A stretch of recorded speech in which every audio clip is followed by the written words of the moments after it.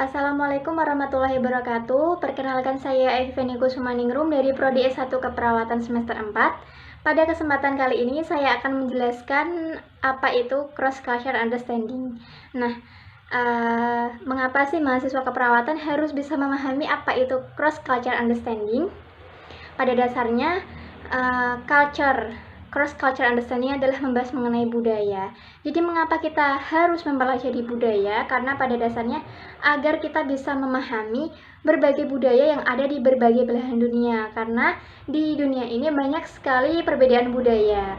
Oleh karena itu kita sebagai perawat harus bisa memahami berbagai budaya sehingga kita bisa berkomunikasi dengan baik, dengan attitude yang baik untuk memahami berbagai orang atau berbagai manusia yang memiliki budaya yang berbeda-beda. Jadi, di sini saya akan membahas mengenai apa itu budaya.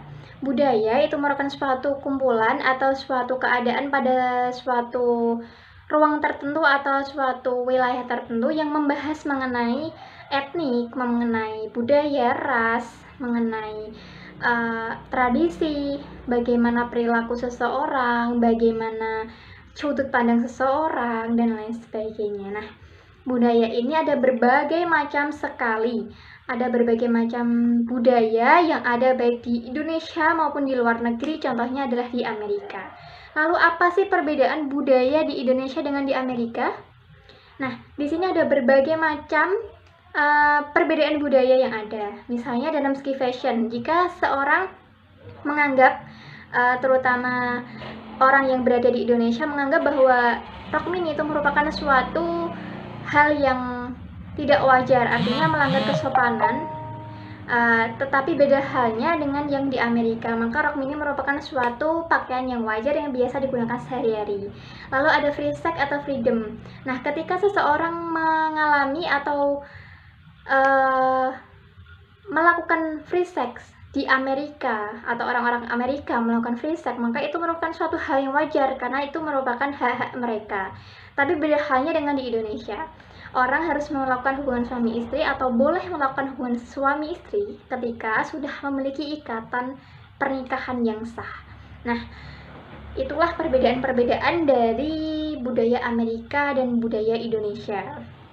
Nah, sedangkan budaya ini terikat atau tersalurkan melalui suatu hal yang dinamakan dengan bahasa. Apa sih itu bahasa?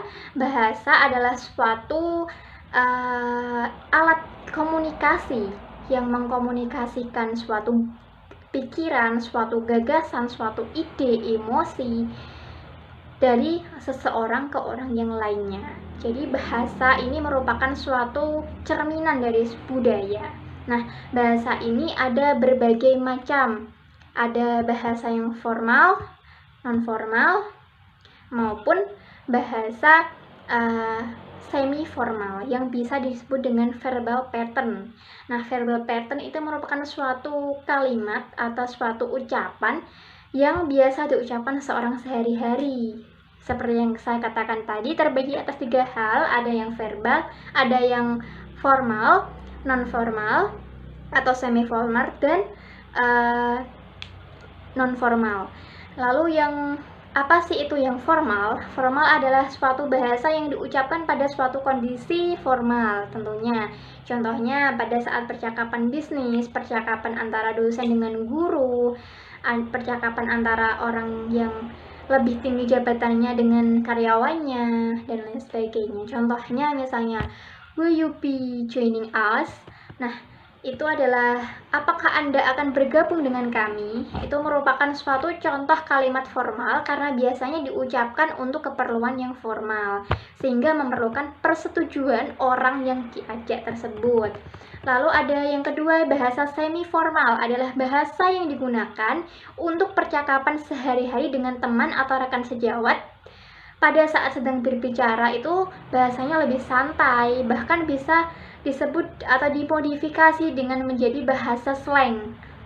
Artinya bahasa ini biasa dilakukan sehari-hari dengan teman sejawat, dengan teman sebaya, teman sekolah, dan lain sebagainya. Contohnya adalah come join us.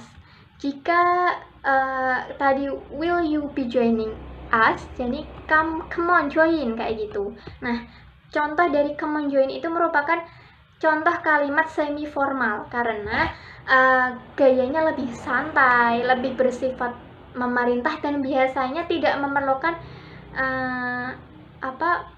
tidak memerlukan suatu persetujuan tertentu. Artinya kita langsung mengajak, kita memerintah, ayo kita ikut kayak gitu. Nah, lalu ada bahasa non-formal. Bahasa non-formal ini adalah bahasa yang digunakan untuk percakapan sehari-hari tetapi menggunakan ekspresi atau gerakan. Ekspresi bisa menggunakan gestur tubuh, bisa menggunakan wajah, bisa menggunakan gestur tangan, dan lain sebagainya. Nah, contohnya misalnya ketika ada seseorang bernama John mengajak temannya yang bernama Jessie untuk berkumpul di salah satu meja kantin di suatu kampus. Nah, ketika John melihat Jessie dan Jessie melihat John, maka John hanya menengadahkan tangan seperti ini, memajukan telunjuknya, lalu menggerak-gerakkannya ke arah dirinya tanpa berkata apapun. Itu sudah beranggapan bahwa dia mengajak Jessie untuk datang kepadanya. Itu merupakan salah satu contoh dari bahasa nonformal. Ada banyak sekali contohnya, misal halnya dari segi gestur tubuh. Contohnya gerakan menggeleng, itu artinya kita tidak atau belum memahami suatu informasi. Gerakan mengangguk artinya kita sudah memahami suatu informasi. Atau dari gerakan mata, misal kita membelalakkan mata, itu artinya kita terkejut. Lalu gerakan mulut, itu misal kita senyum yang tulus, senyum yang fake, itu kita bisa mengetahuinya.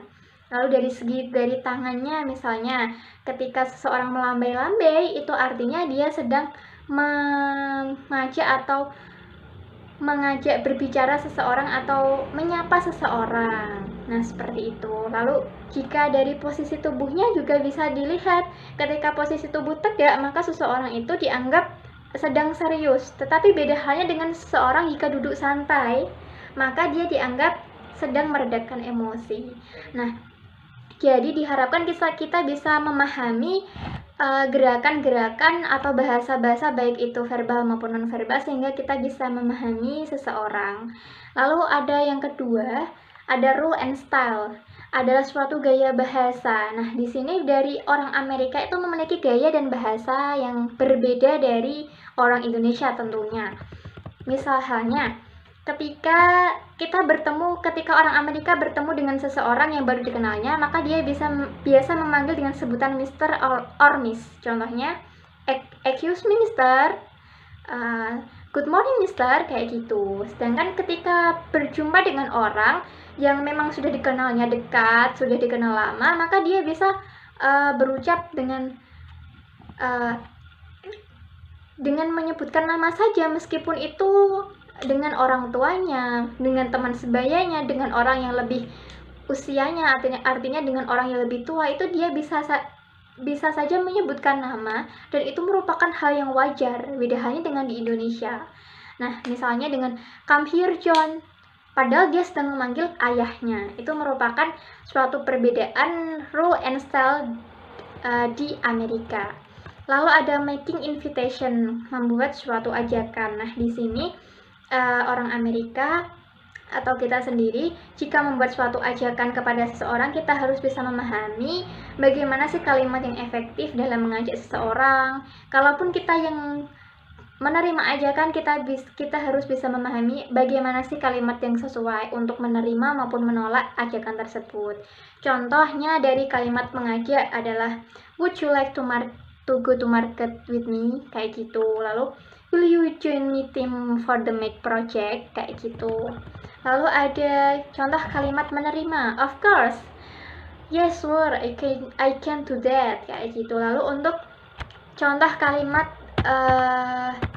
menolak, biasanya kita harus mengucapkan sorry atau maaf.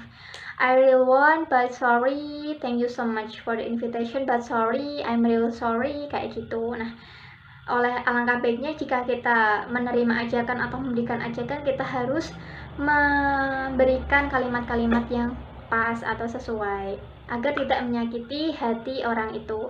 Lalu ada directness atau sebuah ucapan atau kalimat langsung. Nah, biasanya orang Amerika tuh tidak mau basa-basi. Artinya jika dia ingin melakukan sesuatu atau memberikan informasi sesuatu, maka dia langsung saja to the point ke informasi yang diberikan. Contohnya ketika seseorang menawarkan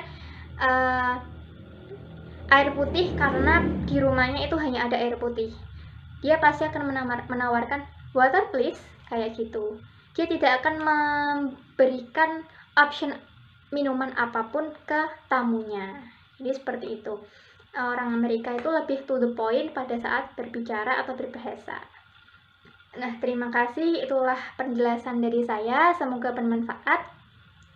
Mohon maaf apabila ada kesalahan. Wassalamualaikum warahmatullahi wabarakatuh.